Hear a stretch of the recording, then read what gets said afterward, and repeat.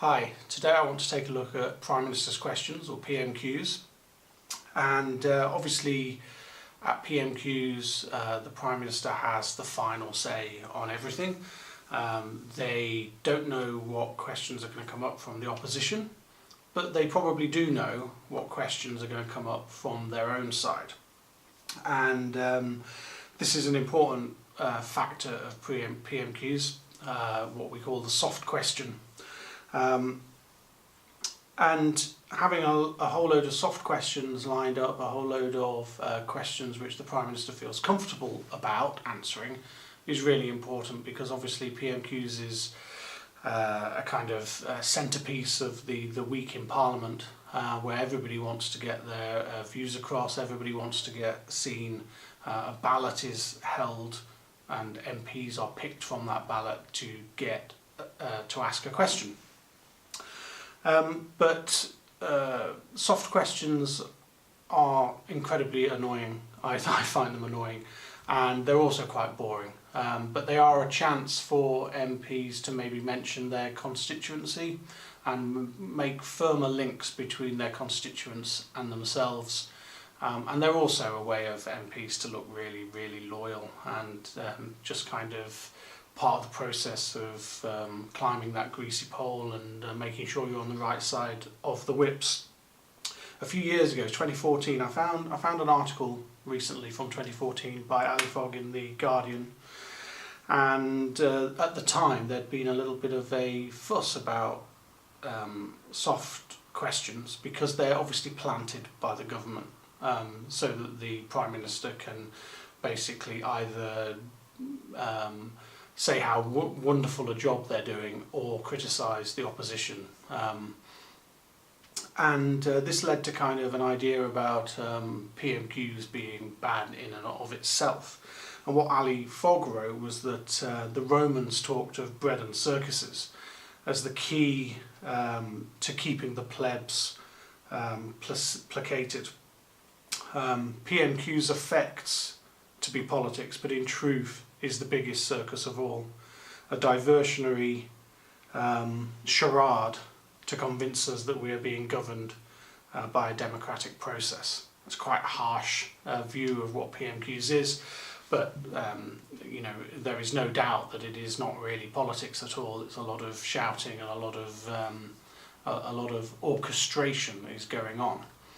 But I have to say, why wouldn't you orchestrate it? Why wouldn't you give, if you were the governing party, why wouldn't you give the Prime Minister, if you could, a helping hand? Because you know the opposition are going to be lined up against you.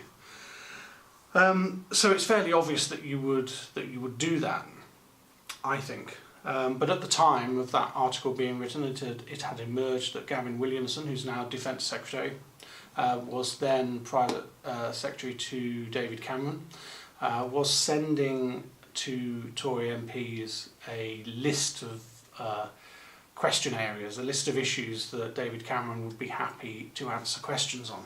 So, but like I say again, why wouldn't you do that? It seems obvious that if you have the power to make sure that PMQs goes your way to a certain extent, you would use that power.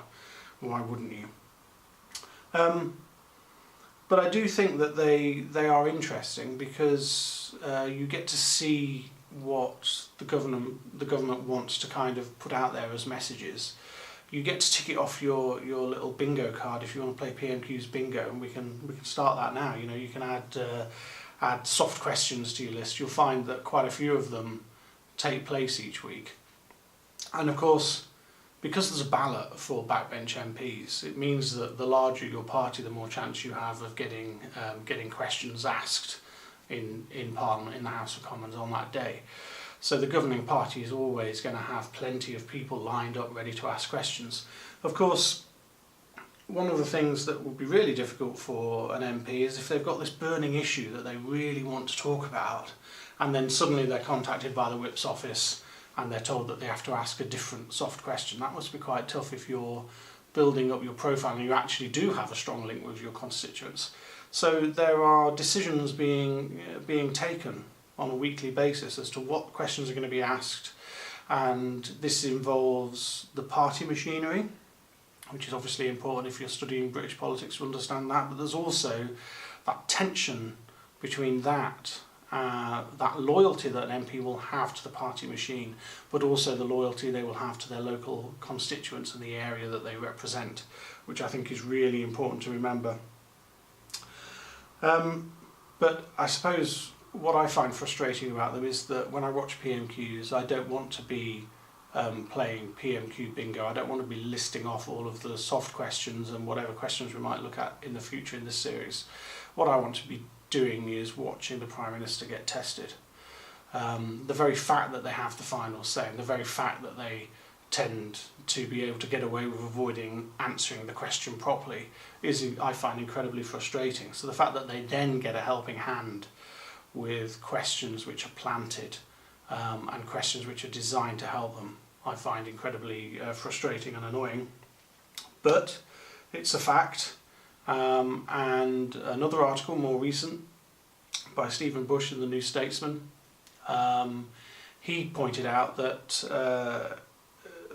why wouldn't you, if you were a backbench MP, why wouldn't you want to help the government? Because on the whole, you would be willing, I think, to put aside your own question in favour of helping the party, because that's obviously why you're there. However, in this time of Brexit, we are noticing that not every question from the government benches is soft and friendly, even if they look friendly. So there's something to look out for there, where you can see a question is not designed to completely destroy the Prime Minister, because that would be silly to do from your own party. But there are questions creeping in, and have been over the last few months, where people are asking questions about Brexit. And this is from both sides of the Brexit argument, actually, which are designed to test the Prime Minister on the direction that Brexit is taking. And they're not just questions that are designed to make an impact on that day, they're questions that people will come back to, depending on the answer. So people are planting little seeds. So that's something to watch out for, where a question is clearly about what's going to happen in several months' time. You can bet that they're going to come back to that if they get the opportunity. Okay, please subscribe to my channel.